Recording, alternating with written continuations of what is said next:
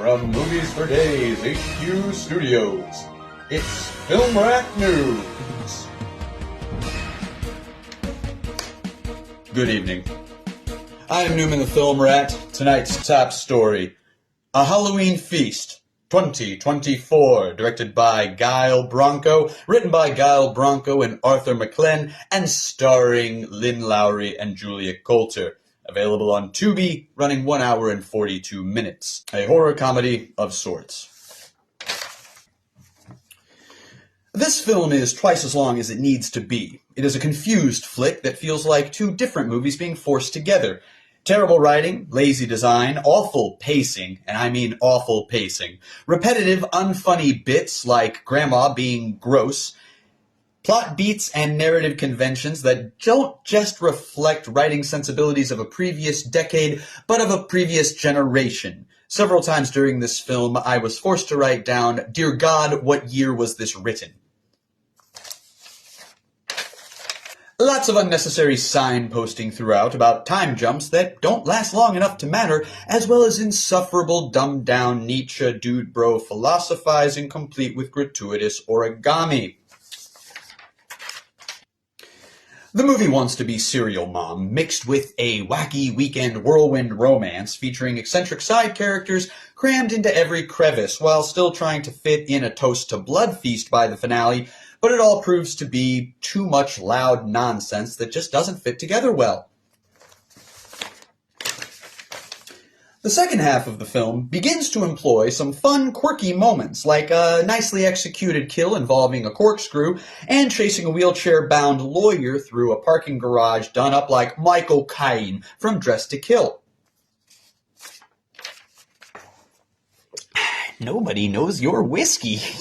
The lead performance by Lynn Lowry, who is cosplaying as Black Swan for the ending sequence, deserves special mention as she really swings for the fences and in the latter half of the film almost saves what ultimately proves to be a frustrating and disappointing flick. The final rating on A Halloween Feast from 2024 is very difficult to actually do. The first half of the film, the bowl is totally cashed. These choices are too awful to be absurd.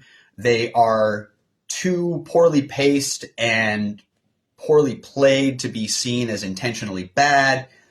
And honestly, if I wasn't duty-bound to watch the entire film for purposes of a review, I would have shut it off before it even got halfway through. That being said, by about the halfway point, once we get going into the second half, you could say that the bowl is half empty. There are arguably some good kills, some nice gore, some funny moments, bite-sized though they are, but you have to get through the first half of the film to even get to that part. So it's very difficult to give an overall rating on this movie, to be perfectly honest. As I said at the beginning, it feels like two unlike films being shoved together. This could have been just two separate hour-long movies, and it probably would have worked a lot better that way. Well, that is going to do it for Film Rat News tonight. Once again, I am Newman the Film Rat. To find out more about A Halloween Feast from 2024, watch the movie on Tubi, or find them on Instagram at A Halloween Feast Movie. Be sure to like, share, subscribe, find more Movies for Days by checking us out on YouTube and Twitter at Movies Days, on Instagram at Movies 4 Days, and on the Slasher app at Movies 4 Days. That will wrap up the traditional review. For those of you interested in an itemized WTF list from this particular film, one has been prepared. If you'd like to bounce out now, go right ahead. For the rest, stick around just a minute.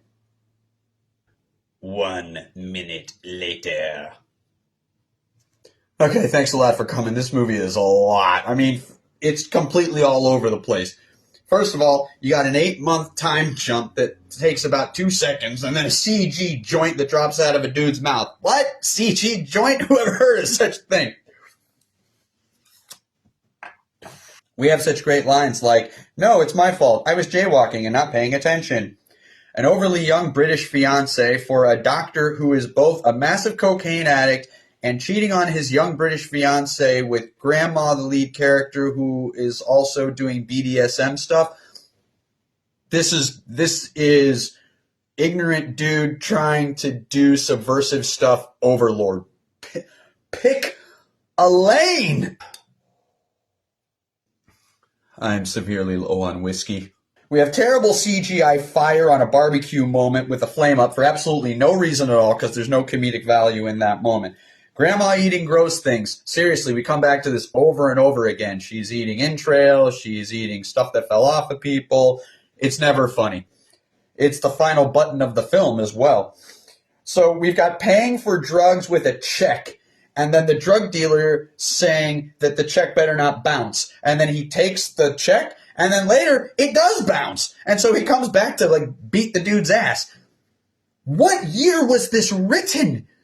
Also, they established the notion that all of these unnecessary time cards and time jumps, which again, totally unnecessary, they utilize BH because it's before Halloween. They take the time to explain what BC and AD mean. Okay, to begin, BCE has replaced BC like frickin' ages ago. And anybody who didn't know that knows what the frick BC actually means already. We don't need title cards for this. This is the thing about the movie in general, is that it is constantly explaining and signposting and taking the time to set up stuff that is just frigging unnecessary.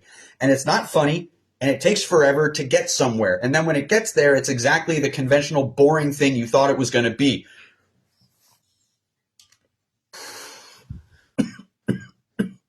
Seriously, if this guy's trying to be Tommy Wiseau, he needs to go further on the gas. Otherwise, he's got to pump the brakes because this in and out thing is not making it.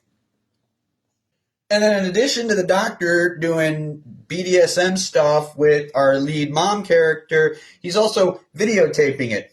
But not on any kind of video recording device that anybody would actually use nowadays. No, he's doing it on VHS. Through a VHS tape. VHS sex tape in a 2024 movie. Which again becomes a plot point because his young British fiance finds it and steals it and wants to do a $100,000 ransom. What is this blackmail now? She lets him know, it's on the cloud. Have you ever heard of that? It's not cumulonimbus, but it'll raise one hell of a storm. That's really a line in this movie. There's a hippie goth girl who is the best friend of the main character. And again, this is where the thing is sort of trying to be like a weird John Waters thing with like lots of quirky characters around the community. And it just, again, it's a different film. Also, the cocaine use from this doctor is completely unhinged. He gets a brick like this freaking big, and it's like for his own personal use. This whole thing is leading up to a big Halloween feast. That's like the thing that they're supposed to be leading up to. And it's not until like literally the day before Halloween that we see any Halloween decorations anywhere, that anybody talks about Halloween. There's just no concern for the world building and set design and stuff for this thing if we are leading toward this big finale and it's supposed to matter. The Halloween feast at the end almost feels tacked on. To the point where you're like, dude, why was that even the title? And again, it feels like we were just trying to do a blood feast thing. Also, just lots of weird in-movie references to other horror things. The drug dealer I referenced earlier is a little person named Cujo. And there's a point where he gets stabbed in the eye with a pen, and that looked pretty good, but it would have been a hell of a lot cooler if in the previous scene, when he was threatening to stab the doctor in the face with something if he didn't pay up for the drugs, he used that same pen. But he didn't. He used a pair of scissors. There's just no thought put into these things. I have very high standards when it comes to my indie horror comedies on Tubi. There's a part where this dude who's on a date with a girl gets beaten up in an alley and tossed in a dumpster in the middle of the date. And instead of like looking for him or calling him or doing anything besides sitting and stewing at the bar, she just fucks off and goes home.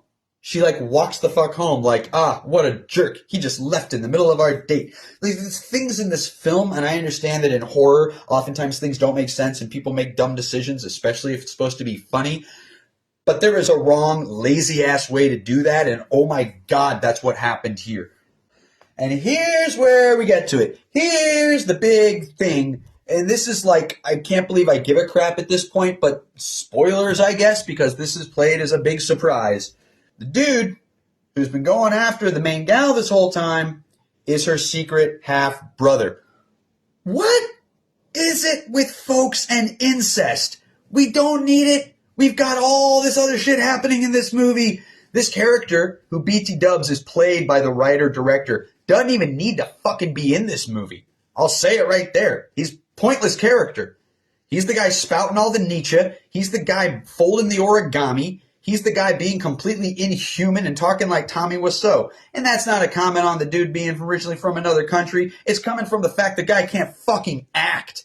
And when his secret about trying to get with her, having slept with her, wanting to marry her, and that he knew he was her half-brother this whole time, when that comes out, he says, all I wanted was to be part of the family. So we do reveal some heads on the dinner table. Looks very Titus Andronicus. We've got fingers. We've got meatloaf made from the meat of two different dudes. You know, there's stuff in here that could have worked. We have a very, very truncated, forced, unjustified Russian roulette sequence in the kitchen, I think, at the very end. The Cujo drug dealer shows up at the house. None of this is well justified in the film fucking at all. He's looking for the doctor to get back at him for paying with bad check for giant thing of drugs. I can't believe I'm even keeping all of this together. And when he gets in there, it's a bloodbath, and our lead gal, Karen, who's always hated this guy because, oh goodness, this is the smallest town in America, apparently, because he's also her boss at the bar that she works at. She's always hated him, and she fucking myrtleizes him. I think she shoots him in the dick. And we end with more shitty voiceover, oversimplifying of Nietzsche, and cutting to Grandma doing something gross. As if to say, nothing matters, so here, it's Grandma eating guts. Also, the woman who played the grandma is no longer with us. The film is dedicated to her memory. It's 2024 when you're making this.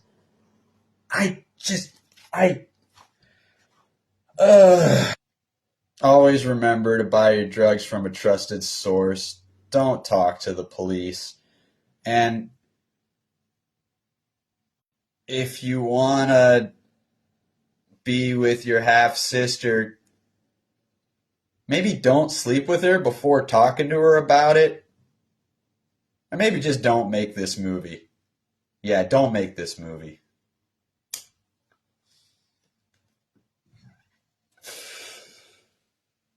Goodbye.